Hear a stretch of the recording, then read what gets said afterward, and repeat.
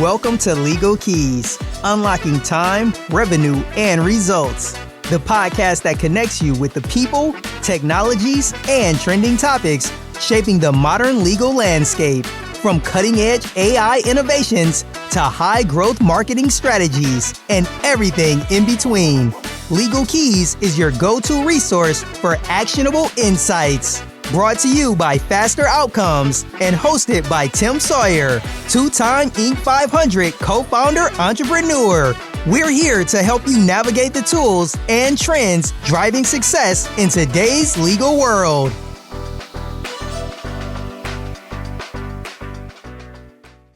Hello and welcome to Legal Keys, brought to you by Faster Outcomes, the ultimate AI-powered legal and healthcare intelligence platform for lawyers and healthcare providers of all shapes and sizes. So excited to be here, episode 20. This will be the most epic episode, as I announce every time we do an episode. We've got a great guest here. If this is your first time joining us, again, you picked the right time. If you've been following us, we certainly appreciate your loyalty and continue to like and share as we go. So thank you very much and great to see everybody. First, I want to introduce today's guest is Joe Ruotolo. Am I saying that right? Ruotolo. Yes, you got it, Tim.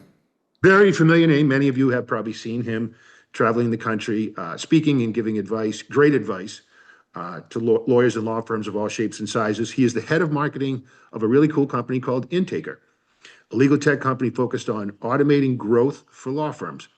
Joe brings a unique blend of STEM education. I'm really looking forward to talking about that. STEM education, empathy, and technology to the legal industry. He has worked closely with hundreds of law firm owners to uncover and fix gaps in their intake and communication workflows, helping firms increase qualified lead conversion. Everybody wants to know more about that, Joe, I can promise you. Build predictable growth and improve overall productivity. He's deeply committed to advancing the legal profession through innovative intake and marketing technology with a focus on optimizing firm operations and delivering exceptional value to our clients, which we hope to bring to you today. Joe, welcome to Legal Keys. Oh, Tim, thank you for having me. I'm glad we got to meet at the conference a few weeks ago, Great Legal Marketing. And, Cool. just since then, going to learn about you and your community and what you're doing at Faster Outcomes. So I'm looking forward to this conversation. So right out of the gate, I got to tell you something funny. We spent 2 days at a conference hyped about understanding a lot about the latest technology. And you know what my big takeaway was from Great Legal Marketing? I should start doing direct mail. You're not alone. You're not alone. And we'll have a lot of time to talk about all the, crazy things that are changing the world of technology, but there's just something about having something physical in your hands that someone thought about you and sent you in the mail that, technology can't really replace that feeling. Yeah, and Kia, if you remember Kia, she got up and spoke intelligence. So we've had her on the podcast, and we talked a lot about direct mail and how that's changed. So I look forward to connecting with her on that. But let's talk about you. So what is it exactly that you do? I know it says head of marketing. I'm sure you wear a million hats. What is it exactly that you do day to day at Intaker? Yeah, good question. So I actually got my start at Intaker in sales. And, in the company in the early days, it was me, one of the co-founders in a little office. We can get to that story. But between starting in sales, growing a partnerships channel, and then moving into marketing as a way to spread just awareness of not just what we're doing, but the problems that a lot of law firms face, mostly in intake, but also in other categories that we'll get to. Usually, between my responsibilities here, it's driving demand generation.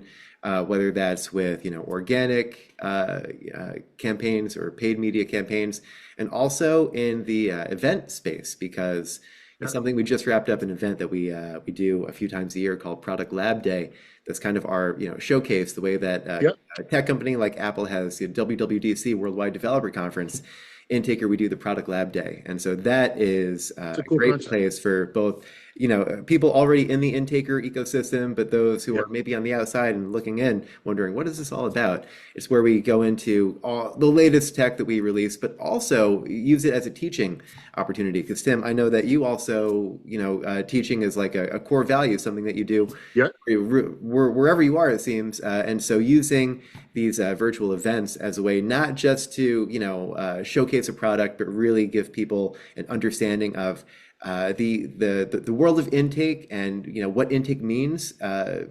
beyond what is on the surface, right? It's really something deeper. It gets into psychology, emotions, and how we can build technology to really support that evolution of when someone first reaches out, or actually start when they realize they have a problem, right?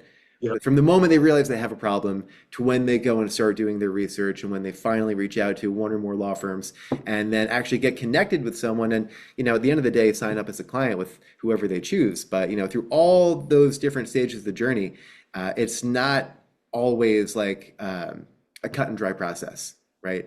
There are ways that law firms can connect more empathetically, even if they're using technology to do it, just to create that human connection in a way that is hard to replicate if you're just relying on people power alone, because you're getting into things like response times and how quickly someone is expecting in this year, 2025, how quickly they expect a response back. So anyway, a lot of my job these days is both around the running the marketing division, but also on the education side with these events and other media, trying to create something that is useful, not just as an intaker customer, but as someone who is involved in any capacity in the legal industry, understanding how to take the intake function at a law firm and turn it into something that is just part of their DNA, right? But gives clients what they need in terms of that connection. Yeah, and so what I really want to, a couple of things I want to unpack today based on what you just said. That's and I know you're doing a lot, and I know your clients appreciate that, and I certainly appreciate the startup effort that you went through at Intaker. So what I want to talk about, and I want to frame conversation a certain way. So one of the things that I notice when I'm traveling and I'm hearing speakers talk, particularly main stage stuff, is we talk to the group. Sometimes we mention your CFO, your COO, and the reality is, if you look at the bell curve, the number of law firms in the country with a CFO or a COO or a CEO is not very high, right? The average law firm, I'm curious to hear your customer take. So what I try to do is speak to the middle, right? Yes, we have customers that have, 100, 200, 300 employees. The vast majority of our customers have 5, right? And that's the sweet spot for the average, particularly PI law firm. So I want to make sure that we're speaking to that listening. And with that in mind, what do you see as like some of the most common challenges or missed opportunities in the intake process in your typical law firm? Thank you, Tim. I would say so many firms focus on marketing, focus on getting their name out there, focus on getting the phone to ring, and oftentimes that doesn't translate into the results that they're expecting. And what I've seen is for firms, actually, regardless of size, it happens for both big firms and small firms, but especially for small firms that don't have the kind of margins of error that big firms can afford. There's a hyper focus on marketing without as clear of a focus on what happens next, what happens after, that phone call comes in, or that web chat or Google local service ad lead, wherever it is. These days, firms are no longer just dealing with one channel for their intake. Yes, phone calls are still the bulk of leads for a lot of firms, but I've also spoken to firms who that's no longer the case. Phone calls might be less than half of their overall leads because they're doing things like social media. They're doing things like, having a like intake on their website through, we'll talk a little bit about the tools that we offer that, help streamline the intake process from that first moment to really to sign retainer. But what I've seen is that firms will focus so much on just getting people in the door that they don't really design the experience of what happens next. And I'd say that for firms, many of them have figured out like the fix your phone issue, that if someone calls, making sure that they're not put on hold, that they are, someone answers that has empathy and that they're able to connect them with the right person quickly. And that's great for leads that come in on the phone. But one of the biggest gaps that I see for law firms is that those other channels like chat, like text messages, SMS, like Yeah. social media, they are treated as like an afterthought. They don't have the same systems in place. And I contrast that with the firms who are crushing it today, who have this omni-channel system where no matter, where the leads are coming from, whether that's a text message or a phone call or just a form fill on the website or a chat, etc., or something on Instagram or Facebook or even WhatsApp, I know I just threw a lot out, but my point is that the firms who have an intake process that is more uniform, that is more designed from start to finish across these different channels, those are the firms that are taking that marketing money that they're spending and seeing the kind of results that a lot of firms would expect but are not seeing. So that's kind of the first thing that I have noticed after doing this now for almost 6 years. That still is one of the biggest gaps that I see law firms struggle with. It reminds me of, so 2 startups ago, I partnered with a guy who had come out of the auto. He did digital marketing and CRM, early generation for car dealerships. This was right around the true rise of the internet. So 1997, 1998. And the biggest challenge they were having was the guys who were on the dealership floor, car salesmen, right, were like, this is a freaking internet lead. And they didn't want to call it, right? Because they're like, in their brain, they predetermined this lead doesn't have value. So they literally started a second division called Serve Thy Customer. And they just trained and trained and trained on belief that if you treat that lead, right, with the same dignity and respect and optimism, and you don't prejudge, you're going to get a much better outcome. And so what's interesting is now to see this full circle. Right now, there's these new channels related to the internet that are still being kind of, guy just sent me a chat. I don't know if, it's like, well, if you have that attitude going into it, what's the likelihood that you're going to succeed, right? If you're not treating it with the same amount of respect. So your point is well taken, right? And so the takeaway is there's so much money being spent on marketing, and the hyper focus is on one or two lead channels that probably produce at the highest conversion rate, but then all these other lead channels that are driving opportunity just not being treated the same way. So the first takeaway is treat all those leads the same way. Tim, and before you move on, sorry, I want to dig into what you just said, because in that car dealership, the issue that it sounds like some of the team was having was that it cannot be as clear cut sometimes when you're dealing with a web lead. If, are they real? Are they legit? Are they going to buy? Can we even help them? Versus on a phone call, you can kind of clear the air, pretty quickly and understand is this the right lead or not. And so it's a real pain point for any business when they have to do, what feels like 10 times the amount of work between, if someone's not on the phone than just having like a conversation back and forth. Doing all that manually is a pain point. And I bring that up because I empathize with law firms who only have a small team, who, they are looking to, to grow, to, invest in new channels. But the thing is, if you can use technology, kind of similar to what Faster Outcomes is doing, if you can use technology to just fast track the process of qualification, so that in under a minute, if someone, worth talking to or not, and it's not even you or your team who has to do the qualification, right? That part is handled by automation, by AI, by technology, with the goal of connecting that qualified lead with the person on the other side of the company sooner, right? That's kind of the big breakthrough that I think when businesses start to see that they don't have to do all this, with just human power, but still deliver that same sense of empathy, of warmth, of connection, and really getting someone to the right person faster. That's kind of been the big shift, the psychological shift for a lot of people. When they see that, they say, oh, now I get it. Now I see why, treating these intakes on these other channels is just as important. It doesn't have to be 10 times the work. It'd actually be less work, less time, because you're only talking on the phone with people you can help. Now you've cut out the people who might be tire kickers.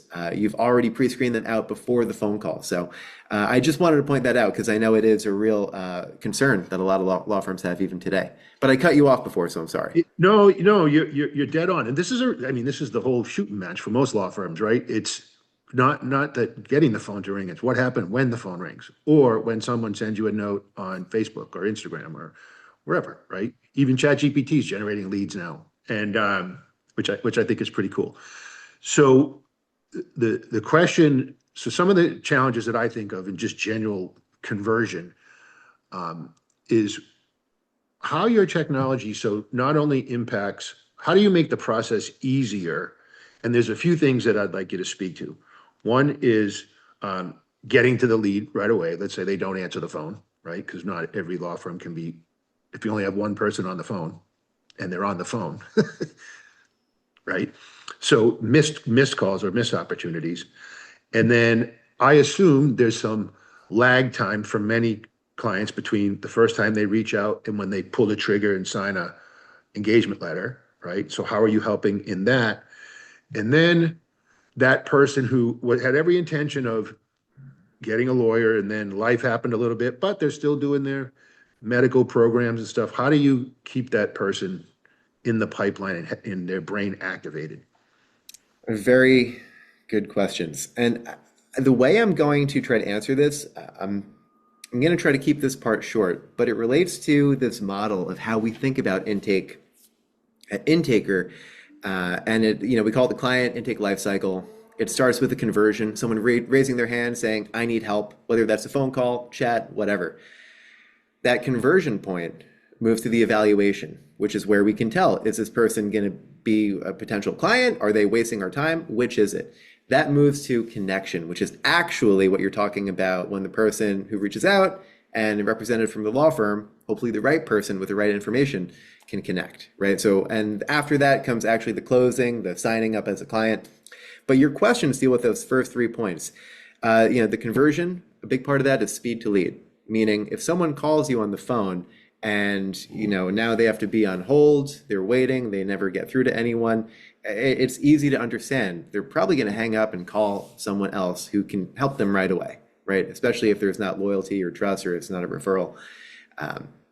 Same thing happens on web chat, for example, or Google local service ads if you're doing messages there.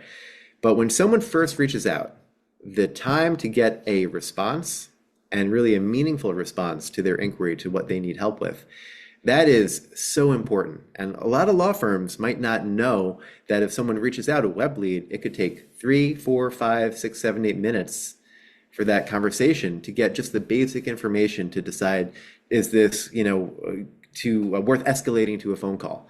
So that conversion point, if we can go ahead and condense that so it's under a minute, someone can reach out, share not just their contact information, but the basic stuff that the firm needs to know to determine if they can help them, right? The challenge is it's going to be different. We're getting into now, that initial conversation, getting a quick response, and at the same time, being able to get a sense of what's their story, what's their situation. If it's a personal injury matter, is it in the right state? Is it in the right jurisdiction?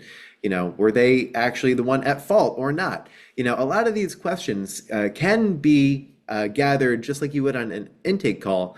You could get this information quickly through, chat. I talk about chat. It's where we started. It's our flagship product. A lot of people who know Intaker know us for website chat. Since then we've expanded to all these other channels. But the point that I want to make is that speed to lead, getting an immediate response, and being able to follow up with care, with empathy, and asking the questions that determine, is this a good case? Is this not a good case?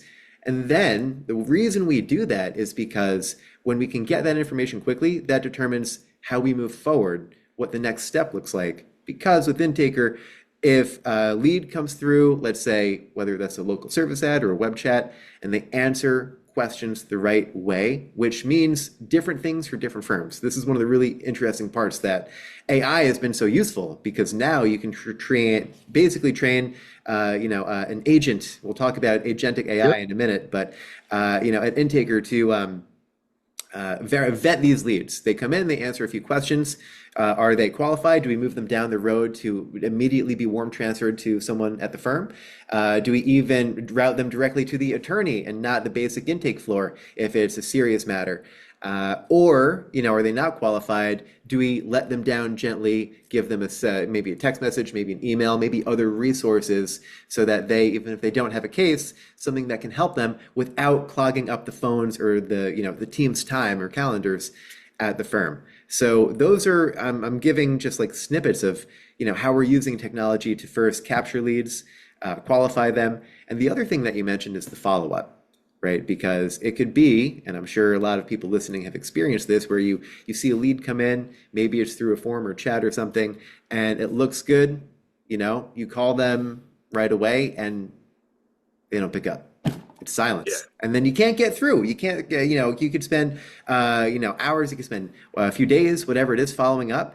And they might think that, just because they ghosted, they found someone else. And sometimes yes, but sometimes no. And one of the things that this year has been big for us for the reason of, I don't want to get too ahead of myself here, but the follow-up, I'll just say, has been such a pain point for law firms because they're getting leads. Even a lead came in 2 weeks ago and they treat it like it's, a lost opportunity. But sometimes people get busy, they get a little bit overwhelmed or anxious reaching out to a law firm. Yep. And just because they didn't take your call right away doesn't mean they don't still have a problem. So having these tools, and I'll probably just explain agentic AI here in a moment, but these agentic AI tools that can handle the follow-up for you, so that if there's a lead that comes in that's qualified, that there was no connection, and now they're just like a unresponsive lead, having AI that can actually follow up, send that text message, either get them booked on your calendar or get them to agree to a phone call and be able to actually make that warm transfer. So at the law firm, they just know that, hey, this lead opted in to a phone call, and that phone just rings automatically when that person says, yes, I'm ready to speak. They don't have to be checking their email or doing anything that gets them out of their workflow. They can just pick up the phone, and the lead who came in 2 weeks ago that got those nudges and touch points from AI system, now they're on the phone, they can have that conversation. And it's really a way for firms to turn what could have been missed opportunities into actual new clients and cases. And so we can dig further into that if you want, but that's some of the really exciting stuff that we've been coming out with this year. I think that's important. And again, I always make the distinction between, so we work with firms, and I have some friends who own industrial law firms. They're doing north of 50 million in settlements a year. And it's baked into their collective DNA that you need to get a hold of this person. If that means you got to call them once, twice, email 5 times, they're in a queue and they just keep calling. But what I would guess, and although I haven't had a million conversations, your average, you got 3 lawyers in the firm, you've got 2 paralegals and somebody on the phone. Typically there's not a collective sales mindset, right? It's like, well, they'll call them once and then their ego kicks in and they're like, well, I don't want to come across as pushy, right? So you've got a tool, a strategy that can alleviate some of that, because that's the natural feeling. I'm bugging this person, or they don't really want to talk to me anyways, when in reality, that's not what's going on, man. The guy, like, she's at a soccer game, buddy. Just call her later. So how are you dealing with that outbound volume that needs to happen in follow-up, right? I mean, that to me would seem like the whole thing. Yeah, I mean, what you said, I know an earlier version of me can relate to. I'm sure a lot of people listening can relate to that. You feel like you're being a pest sometimes when all you're doing is following up with someone who already raised their hand, right? They raise their hand saying, I need help. Maybe you don't know exactly the whole story yet, but you know that they're in the market. And if you eventually get through to them and they say, don't talk to me, don't contact me, that's a different story. But for someone to assume that just because they're not getting through, that means that, they don't want our help anymore. I mean, that is, like you said, there's a whole ethos of sales that is, helped me understand that, just because someone appears to be uninterested, don't take that as, we can't help them. Because oftentimes that's how, some of the best relationships with clients begin. is through those moments. And so what you mentioned about like how can this technology help overcome that, maybe those blocks of mindset when it comes to the team doing the follow-up, reaching out. It's a great point. And I think one of the ways is understanding how clients communicate today, which is if you're calling someone today, tomorrow, the next day, and they're not picking up, it could be that they are someone who replies much faster to a text message than a phone call. Just saying, just as an example.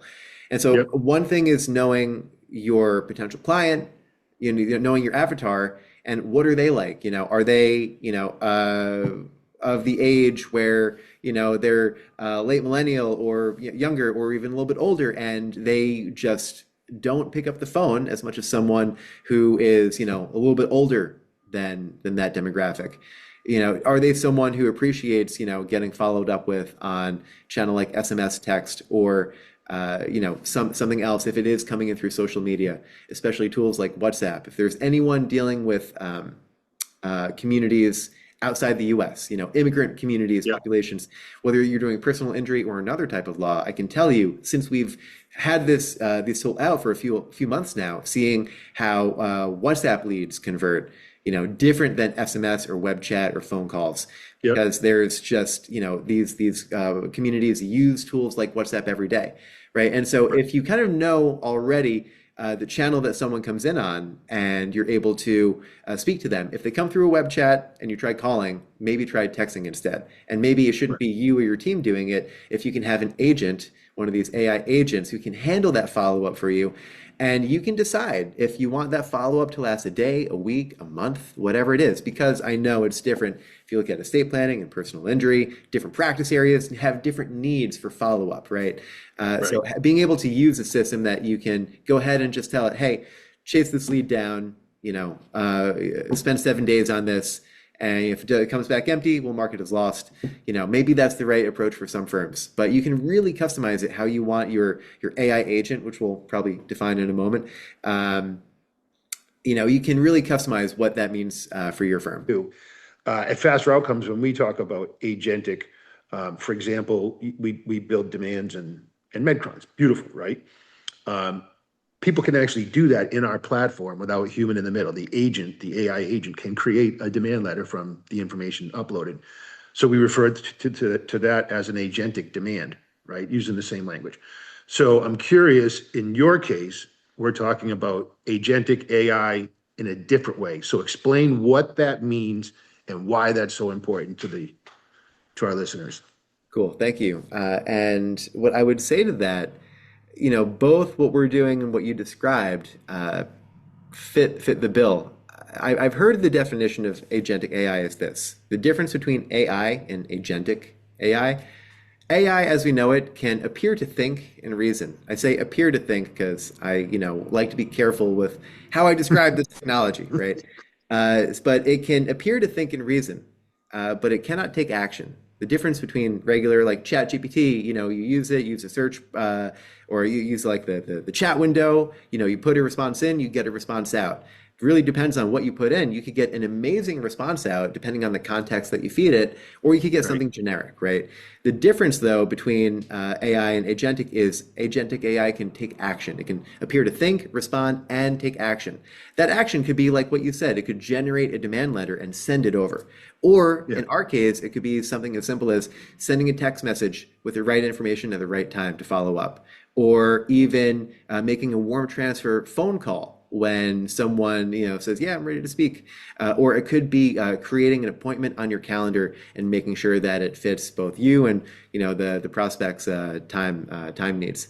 So these are a few of the use cases that on the intake side here at Intaker, the agents that we're doing, the meaningful actions that they're taking are really about connecting people, both on the phone, on the calendar for scheduled consultations, and making sure that the right person at the firm is in touch with the client who's looking for help as fast as possible, because speed is still the number one thing when law firms are dealing with leads. If you get a lead, you say all the right things, but then you don't connect them with the right person quickly, then that's oftentimes a lost opportunity because people just don't have the patience. So that's really where the agentic side on our end is making a difference for firms.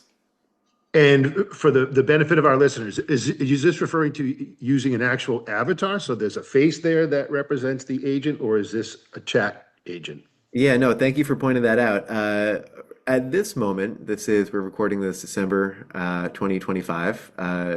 The agents that we're talking about at Intaker are essentially text-based. So that might mean, Okay. you're getting any written communication that could come from someone at your firm, Yep. can now essentially come from an agent.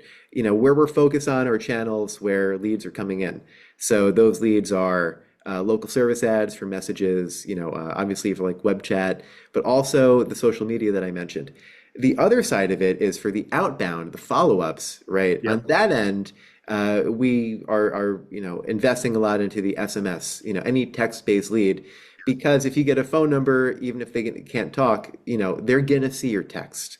Right. The open rates for text messages, I believe, are over 98% compared to email, which are, less than 30% blended. So that's kind Yep. of where we've been focusing in terms of channels. And what can I say? We've seen the results. We've been doing this now, between web chat and these other channels, more than 7 years as a company. Yep. But to see where the technology has gone in the past 2 or 3 years, and to see the adoption, right? Because we can see when law firms are using these tools, that their clients, their potential clients who are reaching out, we can see how they respond. And it is really just kind of a relief when you spend so much time Yep. building and selling the Yep. system to see it actually work at a large scale. So I'm excited. It's a big year for us. It's been a big year, and next year is going to be even bigger. I, Listen, you're preaching the choir. I'm super grateful and happy that you could hang out with us. And it'll be interesting to see, there's so much happening so fast in artificial intelligence, and there's so many great companies doing it. Faster Outcomes is one, Intaker is another. I think you guys are doing incredible work. And for the average lawyer, I always tell people, so across 3 industries, we've used the same 3 words. It's a little different for legal. Every business has to do 3 things really well. They have to find, meaning increase the quantity and quality of traffic to your website and phone. That's your first job. You got to find. We all need to find. Second thing we all need to do is improve the conversion rate of that traffic. And the third thing we need to do is provide world-class service so that we can get referrals and continue to build the database. So you got to find, sell, and keep, right? And what you nailed, and the big takeaway here is these find and sell are on, or convert are on a continuum. They're not separate. Like you can't talk about client acquisition in terms of marketing without talking about intake. If you're doing that, that little gap on the piece of paper that you're typing is the freaking Grand Canyon in terms of, you know, the hole that you're missing if you're not dealing with it. Find, sell, keep, find, sell, keep, find, sell, keep. And I think a lot of law firms are catching on, and certainly they're becoming more comfortable with the concept of AI. And intake, the reason I asked the question about, a human look and feel, there's still 2 sides of the coin. People are like, I would love that. I don't have to worry about it, right? And then there's other people like, no one's going to talk to, and they're like, yeah, definitely going to talk to someone. And even if the person said, I'm an agent on behalf of Rob Levine, how can I help you today? Right? Oh, I got in a car crash. Oh my gosh. Right? Like the stuff that what I envision we'll see by the end of next year will be just really cool. And it's a good time and good for you. Next, what do you have for final thoughts? I just want to touch on one of the last things you said about, this new world that we're living in where AI avatars are becoming pretty common, and, there is a divide right now about, where is the future going? And what I can tell you is this: we know that we're going to be living in a world pretty soon where you're going to pick up the phone and you may not be able to tell, are you talking to a human or are you talking to a machine, right? Right. We're not there yet. This is something that we've been, talking about and exploring for, Sure, at yeah. this point, a few years, waiting for, this technology to really pop. And, while I don't think it's there today, December 2025, if we fast forward 12 months, if we fast forward even 6 months, I don't know. You look at a company like 11 Labs and what they're doing with, voice cloning and being able to nail like the littlest inflections when someone speaks. I would not close the door and say, a voice-driven AI intake for law firms. I think the day is going to come when that's a very big concern for everyone because it's going to disrupt the industry in ways we really can't even imagine just yet. But until that point, there's still so many low-hanging fruit for firms out there who want to say, hey, how can I go ahead and take AI and apply it to my intake process, where it's ultimately supposed to be more hands-off. It's not supposed to be more time doing troubleshooting and, checking leads. And I would say, for firms who want to, see what that process is like today, I would invite them to go just check out the website at intaker.com, and there you can learn more and reach out and do all that. In terms of what's next for us, we have more and more of these agents coming out. We just announced a few months ago some new agents for WhatsApp, Facebook Messenger. We've got more coming on the way because the omni-channel intake is, I think, the future for any firm. I'll leave with one last thing because I just watched Mark Benioff give a talk on how AI is impacting business. Mark Benioff is the founder of Salesforce, for those who don't know. Okay. And he's talking about how AI is impacting. And one of the things he said is that in the next few years, you're going to see small businesses start looking a lot more like large businesses. And in the quality of customer service, customer care, all of those touch points that right now are when someone needs help, whether that's as a new client, as an existing client, these are all opportunities to either make a great impression or lose the opportunity completely. And so giving small law firms and small companies access to the same enterprise grade AI tools that big companies like Salesforce use, that's really where we have found our niche in legal tech, is trying to bridge that divide and be that conduit for small law firms to use tools that a few years ago you never would have imagined would penetrate the small law firm side. But we've been doing it, and we're going to keep doing it. So Doing it well. And I will say this, that I really do appreciate the opportunity to collaborate with folks like yourself. And I think, what we try to do with lawyers is we try to remind them the main reason for our technology is to keep the client in the center, right? To provide better technology, and not the client, the law firm, but the actual client, the injured, the whatever the case is, right? And I try to take that approach with the law firms that we work with, right? To try to bring people like yourself on. And if there's something you do that I do, it's all okay. If something I do that someone else does, it's all okay. We're all just trying to keep the lawyer in the middle and equip them and empower them with as many good ideas and tools as we possibly can, because they win, we win, everybody wins. And so great information today. I know our audience is going to love it. I want to thank everyone for joining us today. We want to thank Joe for taking time out of his busy schedule. I know he's got a lot to do. As always, like I said, if today was your first episode, you caught a good one. If you've been following with us for a while, we appreciate your support, and we ask that you continue to like and share the podcast, and we'll see you next week. appreciate you, Tim.